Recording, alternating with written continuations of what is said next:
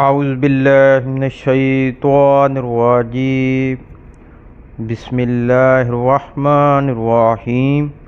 الصلاۃ والسلام علیک یا رسول اللہ وعلی آلک وصحابک یا نبی اللہ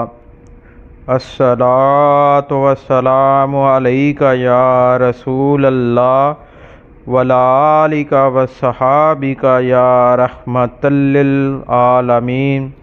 حضرت علی رضی اللہ تعالیٰ عنہ سے روایت ہے، نبی صلی اللہ علیہ وآلہ وسلم نے فرمایا، جو شخص مجھ سے کوئی حدیث روایت کرتا ہے اور اس کے علم کے مطابق وہ جھوٹ ہے تو وہ بھی جھوٹ بولنے والے دو افراد میں سے ایک ہے۔ محمد بن عبداللہ بیان کرتے ہیں کہ ہمیں جناب حسن بن موسیٰ نے شعبہ سے حضرت سمرہ بن جندب رضی اللہ تعالیٰ عنہ کی مثل حدیث بیان کی۔ سنن ابن ماجہ حدیث نمبر 40۔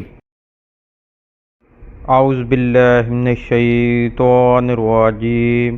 بسم اللہ الرحمن الرحیم الصلاۃ والسلام علیک یا رسول اللہ وعلی آلک وصحابک یا نبی اللہ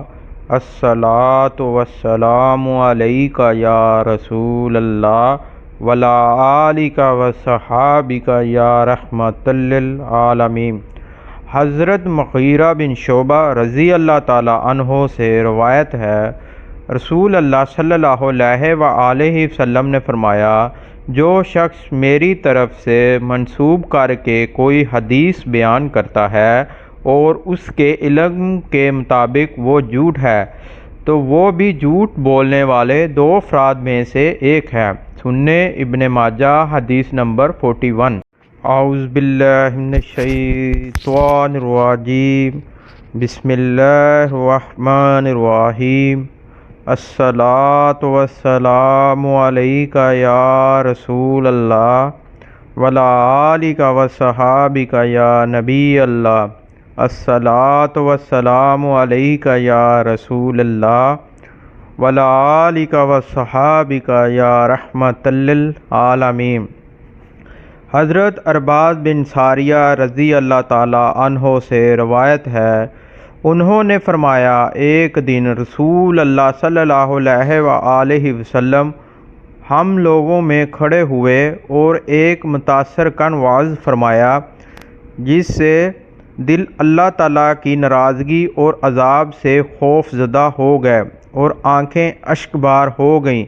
عرض کیا گیا، اے اللہ کے رسول، آپ نے ہمیں ایسے نصیحت فرمائی ہے جس طرح رخصت کرنے والا نصیحت کیا کرتا ہے، اور ہم سے کوئی عہد و پیما لے لیجئے۔ اور آپ صلی اللہ علیہ وآلہ وسلم نے فرمایا، اللہ کا تقوی اختیار کرو اور حکم سن کر تعمیل کرو، اگرچہ تمہارا حاکم کوئی حبشی غلام ہو اور تم میرے بعد سخت اختلاف دیکھو گے تو میری سنت کو اور ہدایت یافتہ خلفائے راشدین کے طریقے کو اختیار کرنا، اسے ڈھاروں سے پکڑ کر رکھنا، اس پر مضبوطی سے قائم رہنا اور نئے نئے کاموں سے پرہیز کرنا، کیونکہ ہر بدعت گمراہی ہے۔ سنن ابن ماجہ حدیث نمبر 42۔